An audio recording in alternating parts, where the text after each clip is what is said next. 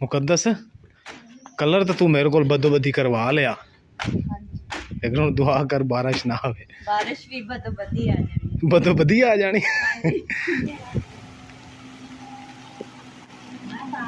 बिस्मिल्लाहिर्रहमानिर्रहीम। अस्सलाम वालेकुम। उम्मीद करती मेरे बहन भाई ठीक होंगे। अल्हम्दुलिल्लाह से भी ठीक है। अल्लाह पाक तुहानू खुश रखी। आवाज़ खेती आई जब लोग कर देख लूँ और माशाल्लाह जी बारिश कितनी सोहनी ठंडी आने लगी, मौसम ठंडा हो गया।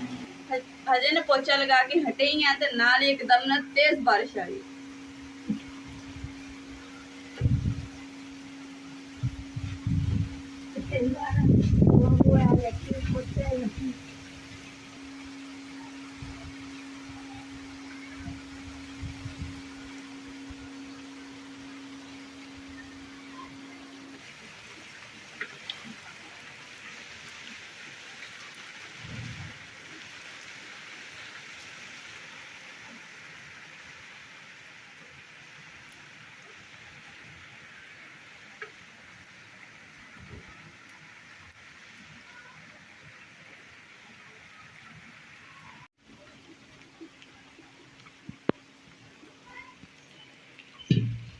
ਐਲਕ ਦਾ ਜਿਹੜਾ ਨਾ ਇੱਕ ਹੋਲਾ ਵੀ ਸੀਗਾ ਤੇ ਮੈਂ ਕਿਹਾ ਚਲੋ ਇਹਨਾਂ ਨੇ ਗੰਦਾ ਵੀ ਹੋਇਆ ਵਾ ਤੇ ਇੱਥੇ ਰੱਖ ਕੇ ਨਾ ਧੋ ਲੈਣੇ ਆ ਥੋੜੇ ਜਿਹੇ ਸਾਫ ਸੁਥਰੇ ਰਹੋਗੇ ਤਾਂ ਜਦੋਂ ਬਾਹਰ ਛੱਡੂਗੀ ਫਿਰ ਉੱਧਰ ਰੱਖ ਦੂੰ।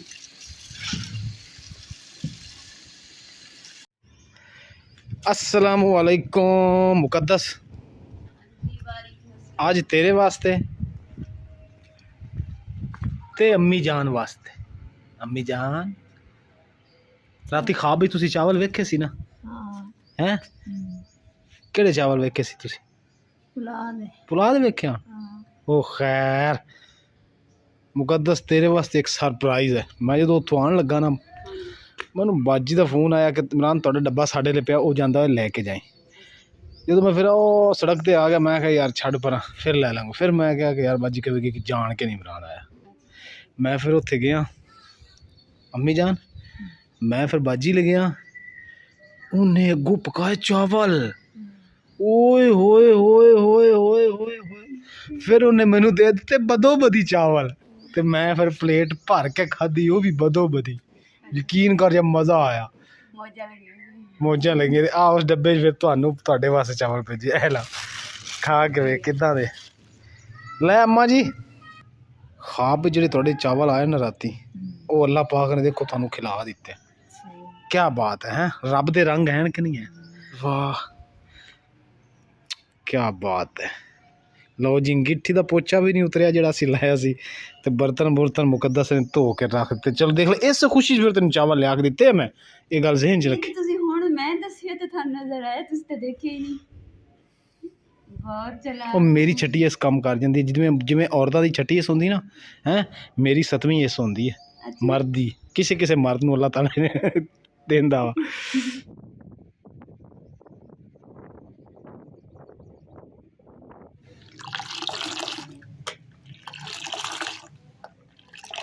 लो जी माशाल्लाह 3 दिन ਦਾ ਜਿਹੜਾ ਨਾ ਮਿਹਨਤ ਕੀਤੀ ਸੀ, ਯਾਨੀ ਕਿ ਥੋੜਾ ਥੋੜਾ ਦੁੱਧ ਜੋੜ ਕੇ ਨਾ, ਤੇ ਅੱਜ ਮੈਂ ਝੱਗ ਲਗਾਉਣ ਲੱਗੀ। ਦੁੱਧ ਨੂੰ ਗਰਮ ਕਰ ਲਿਆ ਵਾ, ਇਹਨੇ ਫੈਂਟਾ ਅੱਛੇ ਤਰੀਕੇ ਨਾਲ ਲਾਣੇ। ਜਦੋਂ ਝੱਗ ਜੀ ਬਣ ਜੂਗੀ ਨਾ ਦਹੀਂ ਸੋਹਣਾ ਜਾਂਦਾ, ਜਿੱਦਾਂ ਰੋਜ਼ਿਆਂ 'ਚ ਜਾਂਦਾ ਹੁੰਦਾ ਸੀ ਨਾ ਉਦਾਂ ਹੀ ਜੰਮੇਗਾ।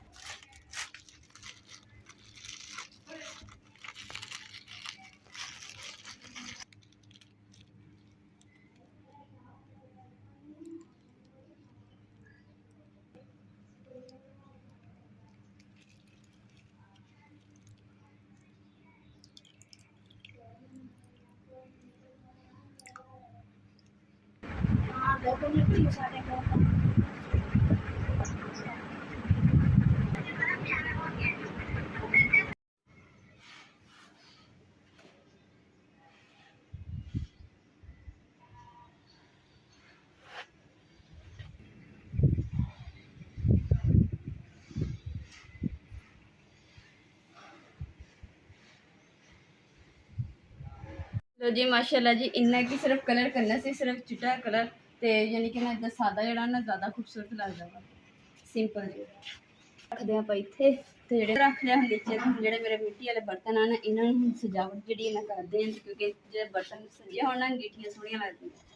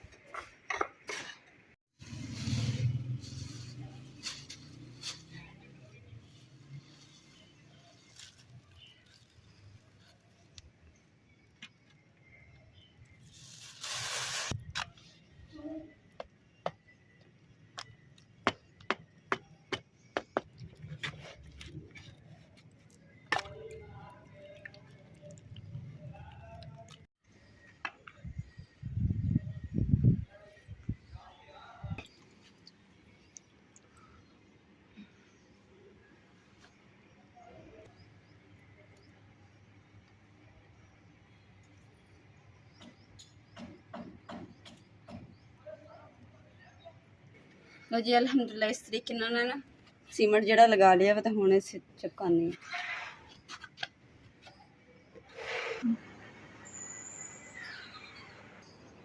ਲੋ ਜੀ ਬਰਤਨ ਦੇ ਨਾਲ ਚਪਕਾ ਦਿੱਤਾ ਕੰਧ ਤੇ, ਪਰ ਨਾ ਥੋੜੀ ਦੇਰ ਵਾਸਤੇ ਇਹਨੂੰ ਫਾੜ ਕੇ ਰੱਖਣਾ ਪੈਣਾ ਜਾਂ ਕਿਸੇ ਚੀਜ਼ ਦੀ ਟੇਪ ਦੇਣੀ ਪੈਣੀ ਹੈ ਤਾਂ ਕਿ ਅੱਛੇ ਤਰੀਕੇ ਨਾਲ ਮਜ਼ਬੂਤੀ ਨਾਲ ਜੁੜ ਜਾਵੇ।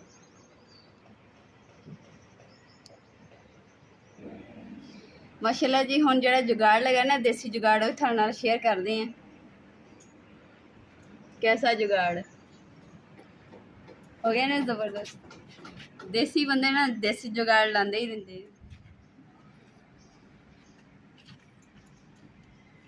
एक डोली नूं ना रंग कर दिता वा तुहानूं दिखानी है। आ देखो माशाअल्लाह। ते हुण जिहड़ा ना दूसरे दी वारी आ गई, हुण रस्सी जिहड़ी खोल के ने तो फिर कर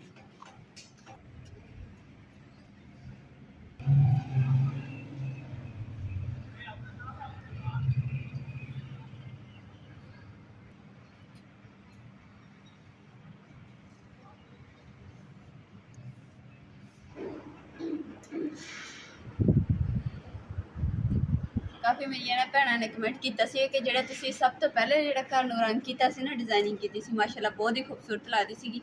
उस तरीके के नाल ही ना तुसीं करना। तो मैं चलो अज ना अपनी भैनों को खुश करती हैं। वो जी की ना सिंपल तो सादा जी सी, इस करके ना खूबसूरत जी सादा चीज़ है ना ज़्यादा खूबसूरत लगती है। माशाअल्लाह जी देखो जी घर आया कितना खूबसूरत बेगम ने कर दिता है। वाह भाई वाह। जेड़ा कि नीचे इतना फैल गया ना रंग तो साफ कर देंगे। पोचा बन लाना, पोचा बनाया। अच्छा वाह भाई वाह। ये ना लाइन बिल्कुल सीधी हो। वैसे काफ़ी मेरे भैनों ने कमेंट असी किया सी कि भाई जिहड़ा तुहाडे घर दा पहला शुरू तो कलर सी ना सिंपल सी ते सादा सी ते बहुत ही प्यारा सी, वो तुसी करो। बेगम ने भी मैनू दस्सिया, कमेंट्स भी मैं पढ़े ते माशाअल्लाह वाकई वो खूबसूरत सी। ते तुहानू कमेंट्स करके तुसी दसना आ डोलियां वैसे तू कमाल किया मुकद्दस। ये मैं कट्टियां सी, मैं ते लाणियां सी उत्थे अंगीठी दे उत्ते करके ते तू इधर ला दित्तियां। ਇੱਥੇ ਜ਼ਿਆਦਾ ਸੋਹਣੇ ਲੱਗਦੀਆਂ ਤੇ ਹੁਣ ਇਹ ਤਾਂ ਲਾ ਦਿੱਤੀਆਂ ਵਾ ਮੈਂ। ਹੁਣ ਮੈਨੂੰ ਤੁਸੀਂ ਫੁੱਲ ਲੈ ਕੇ ਦੇਣੇ ਆ। फुल ਹਾਂਜੀ फुल भी लै लवांगे, लेकिन मैं इन अंगीठियां नू सोचिया सी उत्थे अंगीठी दे उत्ते करके दरम्यान इच करके लाण दा। कित्थे रखी दूसरा पोचा? ਪੋਚਾ ਉਹ ਬਾਲਟੀ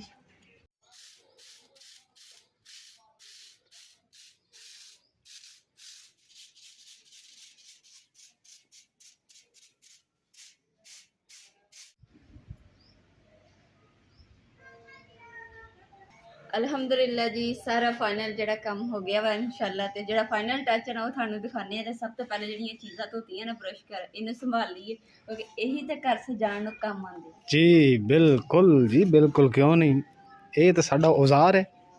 ਇੱਧਰ ਪੇਂਟ ਕੀਤਾ ਵਾ ਤੇ ਇੱਧਰ ਜਿਹੜੀ ਕੁਰਸੀ ਹੈ ਇਹਨੂੰ ਪਹਿਲੇ ਪਾਸੇ ਕਰ ਲੈਣੇ ਤਾਂ ਕਿ ਘਰ ਦੀ ਸਹੀ ਤਰ੍ਹਾਂ ਨਜ਼ਰ ਆਵੇ। ਇਹ ਗਈ ਹੁਣ ਸਾਈਡ ਤੇ। ਹੁਣ ਲਓ ਜੀ ਹੁਣ ਮੋਬਾਈਲ ਜਿੱਦਾਂ ਪਿੱਛੇ ਜਾਏਗਾ ਔਰ ਖੂਬਸੂਰਤੀ ਦਾ ਤੁਹਾਨੂੰ ਪਤਾ ਚੱਲ ਜਾਏਗਾ। माशाअल्लाह मेरे भैन भाई किदा दा लग्या तुसीं कमेंट करके जरूर दसना वा। ज़्यादा मतलब कि नहीं काचे माचे नहीं मारे हैगे, नॉर्मल सादा खूबसूरत। अम्मा जी किदा दा लग्या जिहड़ी मेहनत कीती है?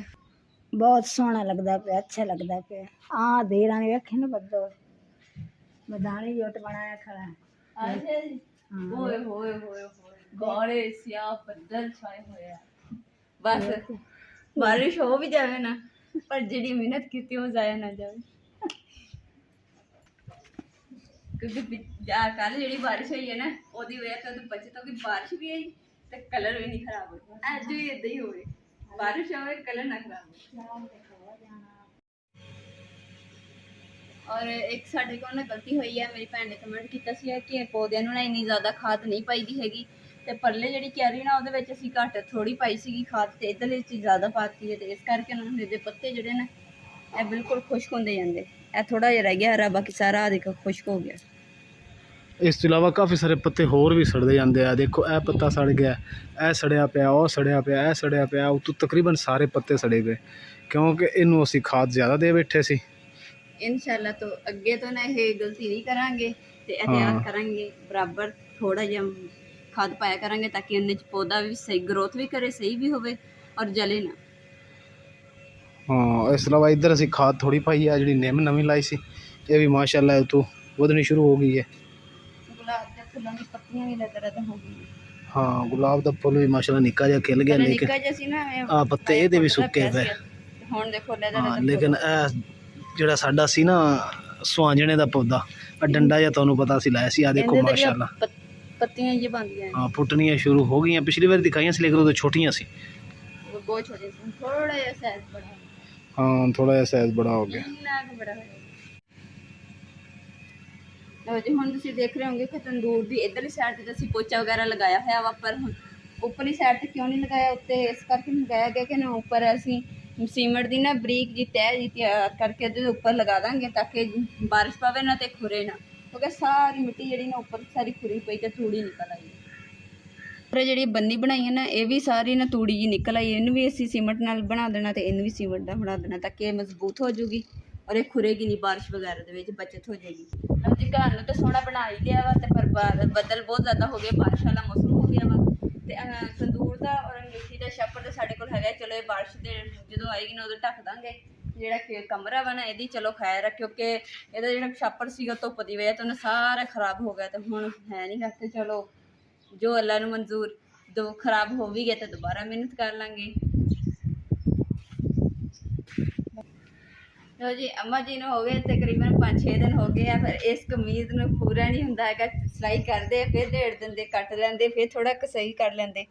ਹੁਣ ਨਾ ਫਿਰ ਸਹੀ, ਹੁਣ ਤਾਂ ਸਹੀ ਹੋ ਰਿਹਾ ਵਾ, ਦੇਖਦੇ ਆ ਫਿਰ ਬਾਅਦ ਚ ਅੰਮਾ ਜੀ ਨਾਲ ਫਿਰ ਇਹਦਾ ਕੋਈ ਨੁਕਸ ਕੱਢਣਗੇ, ਫਿਰ ਇਹਨੂੰ ਦੁਬਾਰਾ ਤੋਂ ਫਿਰ ਫੜ ਲੈਣਗੇ, ਫਿਰ ਸਿਲਾਈ ਕਰਨਗੇ, ਫਿਰ ਹਫਤਾ ਪੈ ਜਾਊਗਾ ਫਿਰ ਇਹਦੀ। ਦਰਅਸਲ ਅੰਮਾ ਜੀ ਦਾ ਦਰਸਜ਼ੇਨ ਹੋ ਗਿਆ ਇੱਦਾਂ ਦਾ, ਅੰਮਾ ਜੀ ਦੀ ਉਮਰ ਜਿਹੜੀ ਨਾ ਮੇਰੀ ਪਿਆਰੀ ਅੰਮੀ ਦੀ ਉਮਰ ਹੋ ਗਈ ਹੈ 66-67 ਸਾਲ, ਯਾਨੀ ਕਿ ਟੋਟਲ ਕਨਫਰਮ ਪਹਿਲੇ। ਤੇ ਉਸ ਤੋਂ ਇਲਾਵਾ ਹੁਣ ਅੰਮਾ ਜੀ ਭੁੱਲ ਜਾਂਦੇ ਆ, ਇਦਾਂ ਹੀ ਅੰਮੀ ਭੁੱਲ ਜਾਂਦੇ, ਕੋਈ ਜਾਣ ਕੇ ਕਰਦੇ ਭੁੱਲ ਜਾਂਦੇ ਪੱਕੀ ਗੱਲ ਹੈ। ਐ ਮੇਰੇ ਲਵੇ ਅੱਖਾਂ 'ਚ ਅੱਖਾਂ ਪਾ ਕੇ ਗੱਲ ਕਰੋ ਮੇਰੇ ਨਾਲ। ਲੈ ਅੰਮੀ ਜੀ ਤੁਹਾਡੀ ਜੰਨਤ ਦਾ ਦਰਵਾਜ਼ਾ ਖੁੱਲ ਗਿਆ।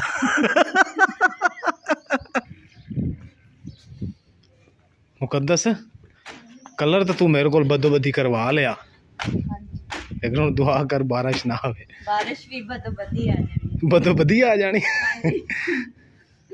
ਪਰ ਤੇ ਦੂਸਰਾ ਰਹਿ ਗਿਆ ਹੁਣ ਆ ਦਰਵਾਜ਼ਾ, ਸੋਚ ਰਹੀ ਹਾਂ ਗਿੱਲਾ ਕੱਪੜਾ ਰੱਖ ਕੇ ਨਾ ਤੇ ਇਹਨੂੰ ਸਾਫ਼ ਕਰ। ਚਲੋ ਜੀ ਇਸੇ ਦੇ ਨਾਲ ਜੀ ਅੱਜ ਦੇ ਵਲੋਗ ਦਾ ਇੱਥੇ ਐਂਡ ਕਰਦੇ ਹਾਂ। ਉਮੀਦ ਕਰਦੀ ਮੇਰੇ ਭੈਣ ਭਾਈਆਂ ਨੂੰ ਸਾਡਾ ਅੱਜ ਦਾ ਵਲੋਗ ਪਸੰਦ ਆਏਗਾ। ਸਾਡੇ ਚੈਨਲ ਲਾਈਕ ਕਰੋ, ਸ਼ੇਅਰ ਕਰੋ, ਸਬਸਕ੍ਰਾਈਬ ਕਰੋ ਔਰ ਆਪਣੀ ਫੈਮਿਲੀ ਨੂੰ ਸ਼ੇਅਰ ਕਰੋ। ਅੱਲਾਹ ਪਾਕ ਤੁਹਾਨੂੰ ਖੁਸ਼ ਰੱਖੇ, ਆਬਾਦ ਰੱਖੇ ਤੇ ਜੀ ਆਪਣਾ ਔਰ ਆਪਣੀ ਫੈਮਿਲੀ ਦਾ ਬਹੁਤ ਜ਼ਿਆਦਾ ਖਿਆਲ ਰੱਖੇ। ਮੈਨੂੰ ਲੱਗਦਾ ਮੈਂ ਐਂਡ ਤੋਂ ਬਾਅਦ ਦੁਬਾਰਾ ਪੜ੍ਹਨ ਦੀ।